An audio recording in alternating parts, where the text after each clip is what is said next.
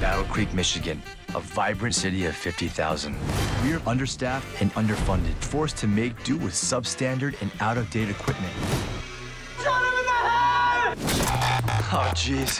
Debuting on Sunday night on CBS, Battle Creek isn't going to win any awards for originality on a network that has the procedural formula down to an art. But it certainly will charm you in ways you might not expect. Set in the Michigan town of the title, population 50,000 I might add, this show is the second newish effort from Breaking Bad creator Vince Gilligan in less than a month. He of course has the ratings record-breaking Better Call Saul over on AMC. But this show, starring veteran cop show actor Dean Winters and Transformers regular Duhamel as two very mismatched law enforcement officials, is actually quite old. I'm gonna make your life miserable. No, we're not gonna make your life miserable. Oh, we're gonna make it miserable. No, we're not gonna make your life miserable. Yeah, I am gonna make it miserable. We're not gonna make your life miserable.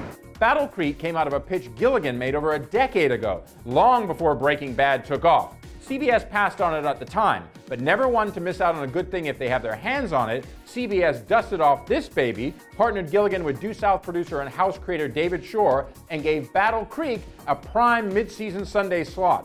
So, for starters, smart move on your part, CBS. And for you Due South fans still out there, this will make you feel very much at home, with Winters and Duhamel's characters so very different from each other, like the cross-border cops from the Paul Haggis created 1990 show. And for you Good Wife fans, you're going to find this is a nice lead out for your show. Well, it appears the cause of death is stabbing. Maybe she had a heart attack and someone did CPR on her with a stick knife. You know that I don't like to speculate, Russ. I say that because while formulaic in many ways, Battle Creek is actually quirky, funny, engaging, and every now and then idiosyncratic in an almost Sherlock-like way. And there's definitely more going on with Duhamel's transplanted FBI agent than he wants the police force of Battle Creek to know. Kind of like The Good Wife at its best, wouldn't you say?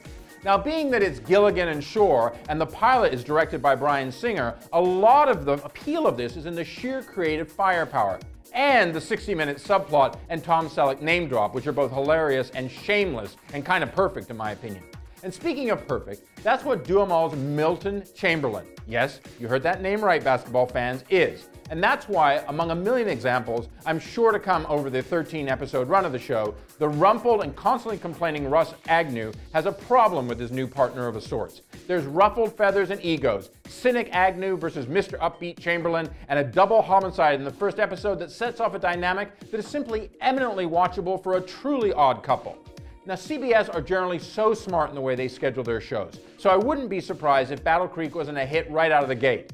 But I will say this for sure. On a very busy March 1st, with premieres on 3 of the big 4, you should check it out. Because Battle Creek is a very nice place to visit. Though pay attention, or you'll miss the best bits. I'm Dominic Patten for Deadline Hollywood.